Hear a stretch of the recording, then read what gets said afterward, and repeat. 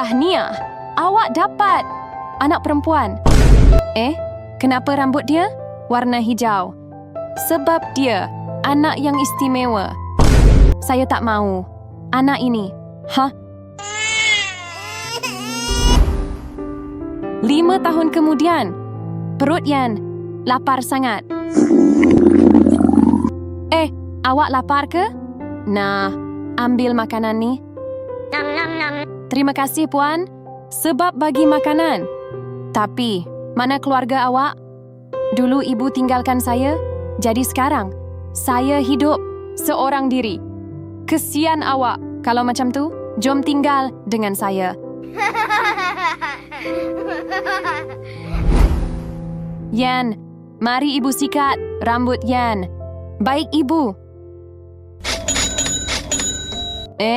Rambut Yan sangat istimewa. Rambut Yan boleh jadi duit. Kalau macam tu, kita boleh jadi kaya. Berita penting, ada kanak-kanak istimewa. Rambutnya boleh bertukar jadi duit.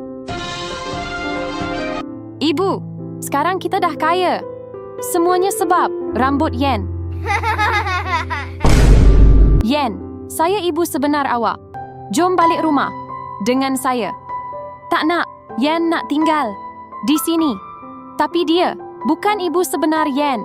Walaupun dia bukan ibu sebenar Yan, tapi dia baik dengan Yan. Jadi Yan pilih untuk tinggal dengan dia. Kalau korang setuju Yan pilih dia, tekan like.